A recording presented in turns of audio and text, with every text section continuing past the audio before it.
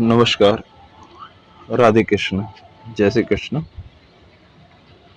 अ, आज हम वास्तुशास्त्र के सिद्धांतों के बारे में देखेंगे। वास्तुशास्त्र जो है वो हमारा पुरानी पुराने जो प्राचीन काल से जो संस्कृति चली आ रही है, जो सनातन संस्कृति है और जो ऋषि मुनियों का विज्ञान है, वो हमारे आधुनिक विज्ञान से बहुत ऊपर था। तो जो ऋषि मुनि का विज्ञान था, जो ऋषि मुनि के टाइम से वेद और शास्त्रों में जो भी चीज लिखा गया, उसमें वास्तुशास्त्र का बहुत महत्व है। आप देखेंगे कि पुराने टाइम के जो मंदिर हैं या पुराने टाइम की जो शिल्प कला है या जो भी उसको स्ट्रक्चर जो तैयार किया जाता था, उसमें वास्तुशास्त्र का बहुत इस्तेमाल होता था और वास्तुशास्त्र के अकॉर्डिंगली बनी हुई चीजें आज भी सुरक्षित है, उसको कुछ भी नहीं हुआ है। अभी वास्तुशास्त्र के बारे में हम एक कुछ जो सिद्धांत हैं या जो उसके बारे में जानकारी है कि जो हमारी पंच तत्व से कैसे जुड़ा हुआ है। वास्तुशास्त्र हमारा पंच तत्व से जुड़ा है, पंच तत्व से हमारा शरीर बना है, वो एक दूसरे से कैसे जुड़े हुए हैं, वो सिद्धांतों के बारे में हम समझेंगे, हम बातचीत करते हैं और उसको बहुत ध्यान से समझिए।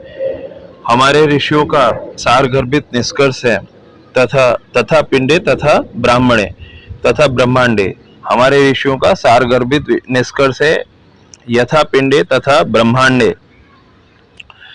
जिन पंच महाभूतों से पूर्ण ब्रह्मांड संरक्षित है, उन्हीं तत्वों से हमारा शरीर भी निर्मित है। जिस पंच महाभूतों से पूर्ण ब्रह्मांड संरक्षित है, उसी तत्वों से हमारा शरीर भी निर्मित है। मनुष्य की पांचों इंद्रियां भी इन्हीं प्राकृतिक तत्वों से पूर्णतया प्रभावित है।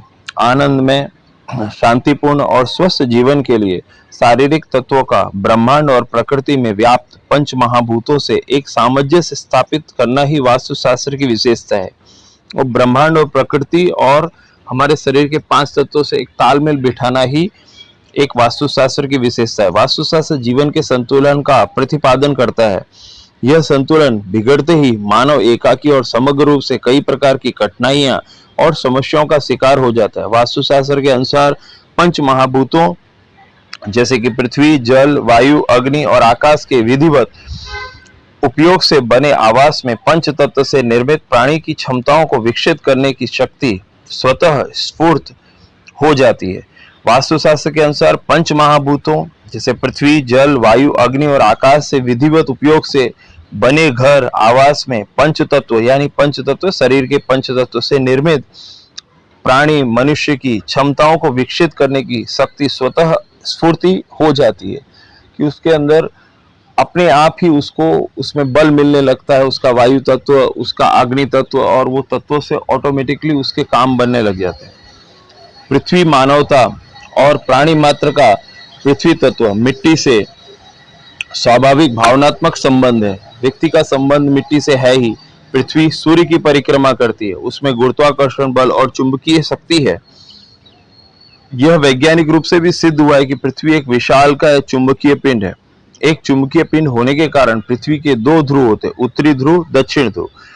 पृथ्वी पर रहने वाले सभी प्राणी, सभी जड़ और चेतन वस्तुएं पृथ्वी के गुरुत्वाकर्षण बल से प्रभावित होती है। जिस प्रकार पृथ्वी अनेक तत्वों और अनेक प्रकार के खनिजों जैसे कि लोहा, तांबा इत्यादि से भरपूर है, इसी प्रकार हमारे शरीर में भी अन्य धातुओं के अलावा लौह धातु भी विद्यमान है। कहने का तात्पर्य है कि हमारा शरीर भी चुंबकीय है, पृथ्वी की चुंबकीय शक्ति से प्रभावित होता है। हमारे शरीर में भी एक मैग्नेट है और जो पृथ्वी की चुंबकीय शक्ति यानी पृथ्वी का जो मैग्नेट है उससे प्रभावित होता है। वास्तु के इसी सिद्धांत के कारण यह कहा जाता है कि दक्षिण की ओर सिर करके सोना चाहिए। ऐसा बोला जाता है कि दक्षिण की ओर सिर करके सोना चाहिए। इस प्रकार सोते समय हमारा शरीर ब्रह्मांड से अधिक शक्ति को ग्रहण करता है।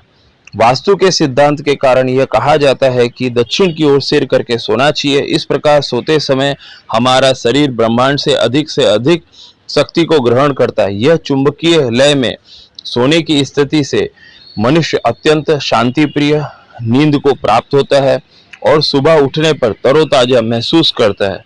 एक चुंबकीय लय में सोने की स्थिति से मनुष्य अत्यंत शांति प्रिय नींद को प्राप्त होता है और सुबह उठने पर तरोताजा महसूस करता है। वास्तुशास्त्र में पृथ्वी का निरीक्षण, भूखंड का निरीक्षण, भूमि का आकार ढलान, आयाम आदि का ध्यान रखना अत्यंत आवश्यक है। मात्र पृथ्वी तत्व ही एक ऐसा विशेष तत्व है जो हमारी सारी इंद्रियों पर पूर्ण प्रभाव रखता है